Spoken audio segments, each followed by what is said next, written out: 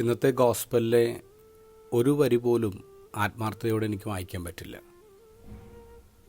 എന്നെ അനുഗമിക്കാൻ ആഗ്രഹിക്കുന്നവൻ സ്വയം പരിത്യജിച്ച്, self denial, അവിടെ വരെ എത്തുമ്പോഴേക്കും സ്റ്റക്കായി പോവും.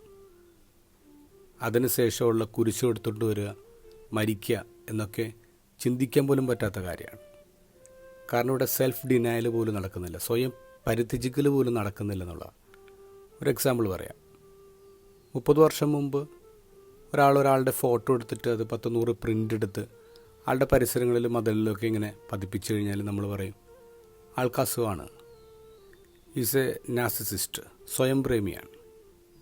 പക്ഷേ ഇന്ന് ഒരാൾ സെൽഫി എടുത്തിട്ട് സോഷ്യൽ മീഡിയയിൽ പോസ്റ്റ് ചെയ്താൽ നമ്മൾ പറയും അത് സോഷ്യൽ നെറ്റ്വർക്കിങ്ങിൻ്റെ ഭാഗമാണ്. നമുക്ക് കിട്ടിയ ഒരു അച്ചീവ്മെൻറ്റിൻ്റെ, അവാർഡിൻ്റെ ഒരു ഫോട്ടോ, അല്ലെങ്കിൽ നമ്മൾ ഏതെങ്കിലും സെലിബ്രിറ്റിയുടെ കൂടെ നിൽക്കുന്ന ഫോട്ടോ, അതൊക്കെ നമ്മൾ പോസ്റ്റ് ചെയ്തിട്ട് നമ്മളിങ്ങനെ കാത്തിരിക്കും എത്ര പേരത് കണ്ടു, എത്ര പേര് ലൈക്ക് ചെയ്തു, കമൻറ്റ് ചെയ്തു, ഷെയർ ചെയ്തു എന്ന്. ചിലപ്പോൾ അതിൻ്റെ പേരിൽ നമ്മൾ ചിലപ്പോൾ വഴക്കും അടിക്കും ചില ആൾക്കാരോട്. ചില നമ്മുടെ ഏറ്റവും അടുത്ത ആൾക്കാരത് കണ്ടില്ല, കമൻറ്റ് ചെയ്തില്ല, അപ്പോൾ നമ്മൾ ചോദിക്കും, അവരോട് നമ്മൾ മിണ്ടാതിരിക്കും. അങ്ങനെയൊക്കെയാണ് ചെയ്യുന്നത്.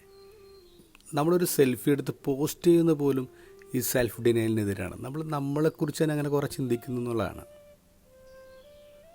ഒരു മനുഷ്യൻ ഗുരുവിൻ്റെ മുമ്പിൽ എത്തി എന്നിട്ട് പറഞ്ഞു, ഗുരു, ഞാൻ ഇന്നു മുതൽ അങ്ങേക്ക് വേണ്ടി എന്ത് സേവനം ചെയ്യാനും തയ്യാറാണ്. അപ്പോൾ ഗുരു പറഞ്ഞു, ഈ ഞാൻ താഴെ ഇടുക, പിന്നെ ചെയ്യുന്നതൊക്കെ സേവനങ്ങളായിരിക്കും. Drop the I.